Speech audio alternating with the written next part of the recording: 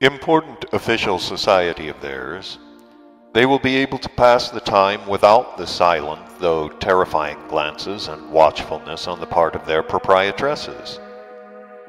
Such societies of power-possessing beings usually arise there at the beginning of the end of the great processes of reciprocal destruction, and almost each time they arise in the following way. A number of them, namely from among those power possessors, personally suffered during their last process of reciprocal destruction such heavy losses, the momentum of the action of which had not yet ceased in their common presence, and had engendered for the general functioning of their psyche a certain combination,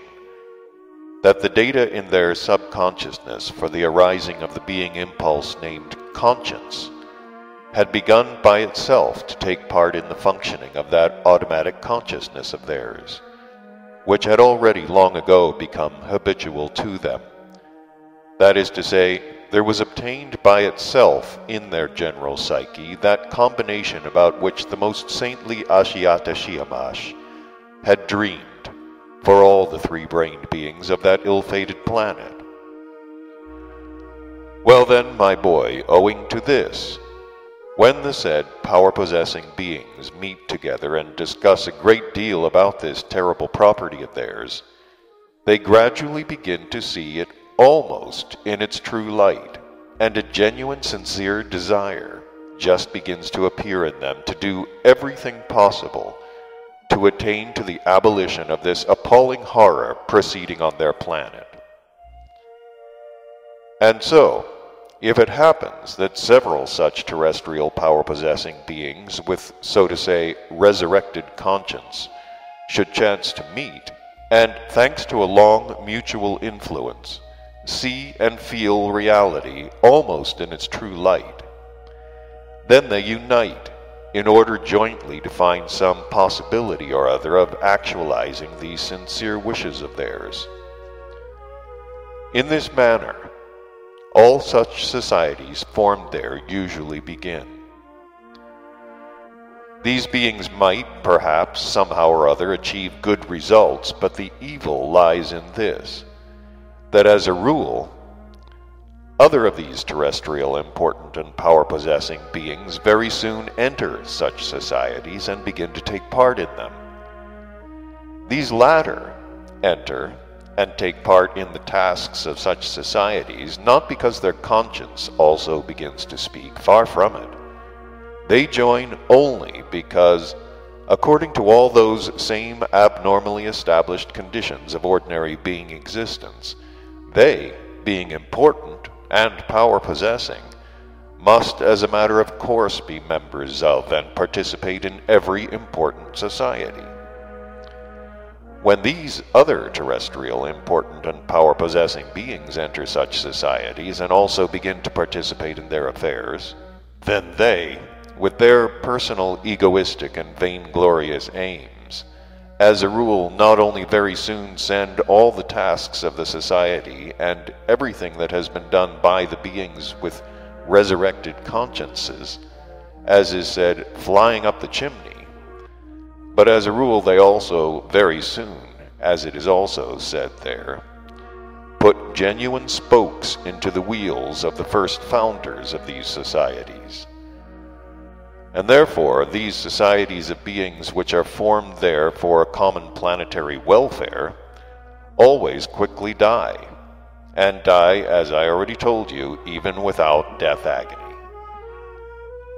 Concerning the effective results obtained from all those good beings of the important beings, our worthy Mullah Nazar ad-Din also has a very wise saying, namely, he says, "Past centuries have shown us that Karabagian asses will never sing like nightingales,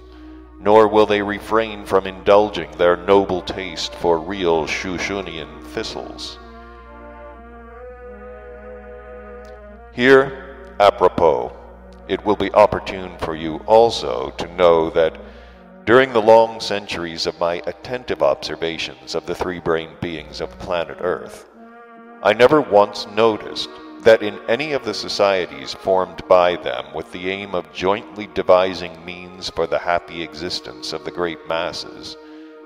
which societies there now and then also happen to exist, did beings ever participate who had more or less objective reason, to which, as I've already told you,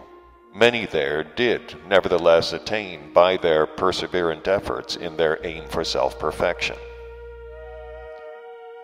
In the course of observations during my last sojourn there, I cleared up, among other things,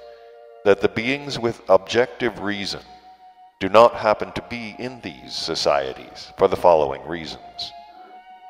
The point is that in order to participate in any society whatsoever, a being must always of necessity be important, and such a being there among them, thanks once again to the abnormally established conditions of being existence, can only be one who either has a great deal of money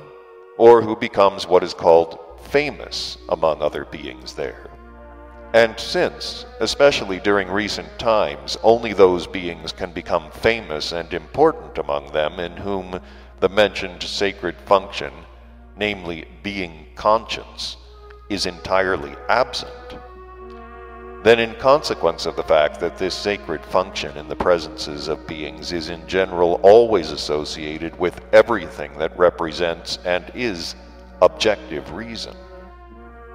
then of course those three-brained beings with objective reason always have conscience as well,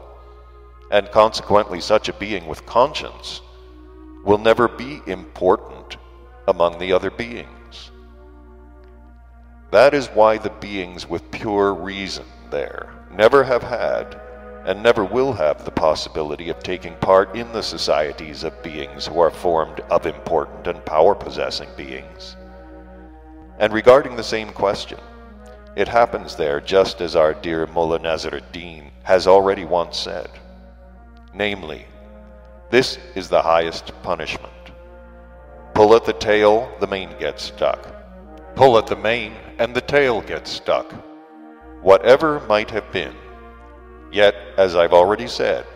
your favorites at the present time again wish to find possible ways and means for the abolition of this terrible property of theirs which has become inherent in them, and fastened on their psyche as strongly as the consequences of the properties of the organ Kundabuffer. And of course, these members of the contemporary society, the League of Nations, will endeavor to attain this abolition by all kinds of regulations and various agreements devised by them, by which means those ancient beings also endeavored to attain it, that is to say, by those ways and means by which, in my opinion, it is now already absolutely impossible there to attain anything effective. From this contrivance of your contemporary favorites, some advantage might be derived, even quite a great one, but only for their inevitable newspapers for drawing-room conversation, and of course for the various Hasnamussian manipulations of the terrestrial, as they are called, stock jugglers. The state of affairs in regard to this terrifying evil there is at the present time already such that to attain the immediate total destruction on the surface of their planet of this, as I said, hideous property which has already entered their flesh and blood, is not only a meaningless task for their miserable reason, but is in general almost impossible. However, my boy, even these contemporary beings of this contemporary common planetary society, the League